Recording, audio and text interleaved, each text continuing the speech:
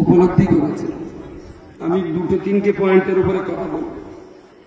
আমার প্রথম number point হলো এটা, এই ওয়াকফ সম্পত্তি বাঁচাবার জন্য আন্দোলনটা মুসলমানরা একা করবে না দেশপ্রেমিক, সংবিধান প্রেমিক, হিন্দু, খ্রিস্টান, শিখ, জৈন, বৌদ্ধ, অন্যান্য ধর্মাবলম্বী যারা আছেন এই সমাবেশ, এইরকম আন্দোলন মুভমেন্ট ওয়াকফ বাঁচানোর জন্য এই আন্দোলন শুধু মুসলমানরা একা করবে না অন্যদেরকে সাথে নিয়ে করবে?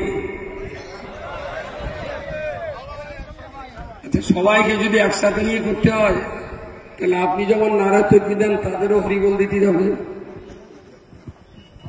কথা তো, তারা যদি আমাদের সঙ্গী হয় তাহলে তাদেরও ধর্মের কথা দুটো বলার সুযোগ দিতে হবে। তাহলে আমার সঙ্গে থাকবে কেন? ভাবতে অনুরোধ করছি। আজকের এই সমাবেশ, কয়েক হাজার মানুষ এখানে সমাবেত হয়েছে।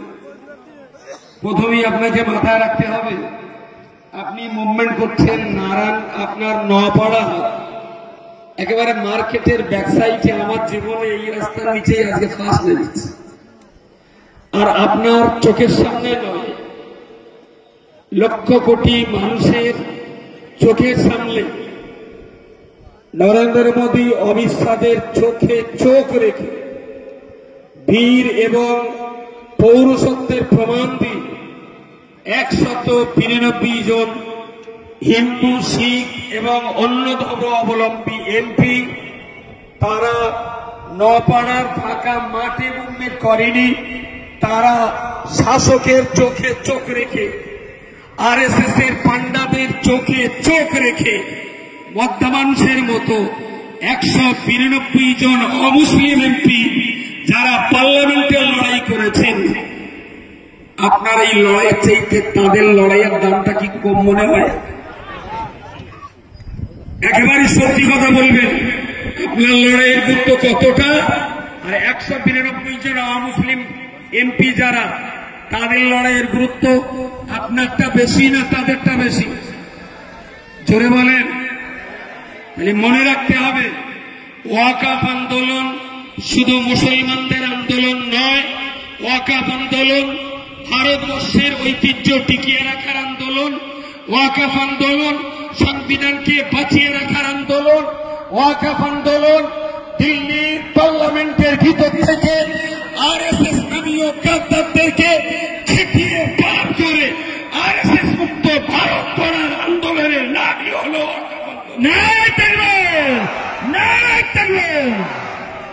পাগলামি করলে হবে না। সেন্টার পয়েন্ট আপনাকে ঠিক রাখতে হবে। ছোট বয়সে একটা খেলা করতাম বাচ্চা কাচ্চা মিলে, এক জায়গায় মাটির গর্ত করে ওতে একজন পা দেবে আর বাকিরা হাতে হাতে জোড়া দিয়ে গোল করে ঘুরবে। আর অন্য দলের লোক এই জোড়া দিয়ে যদি মার দেয়, গায়ে থাকাতে পারে, তাহলে সেটা ওই খেলাটার কি খেলা পাবো? গোল খেলা না, না, ঘোড়ার যুদ্ধ টেনে নিয়ে যেতে হবে। এটা হোলায় পা দিয়ে গোল করে না,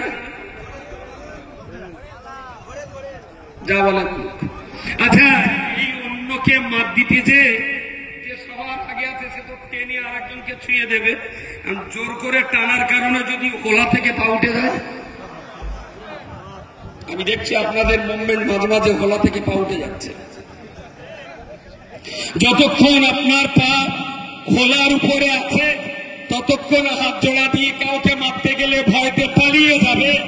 আর যখনই আপনার পা গোল গর্ত থেকে উঠে যাবে, যারা আপনার ভয় থেকে পালাচ্ছিল তারাই কিন্তু আপনার ঘাড়ে উঠবে।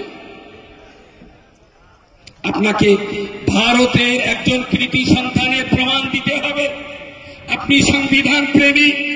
এটা আপনাকে বোঝাতে হবে। আপনি দেশটাকে ভালোবাসেন, এটা আপনাকে বোঝাতে হবে। আপনি একা নন, আপনার সঙ্গে হিন্দু আছে, শিখ আছে, মুসলিম আছে, বৌদ্ধ আছে, পার্সিয়ান আছে।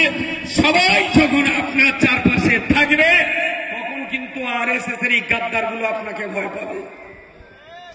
শুধু শুধু ভারতবর্ষের 18 কোটি মুসলমান নারায়ে তাকবীর দিয়ে আল্লাহু আকবার বলে ঝাঁপিয়ে পড়বে, ওতে আরএসএস এর গাদ্দারদের কিছু এসে যাবে না।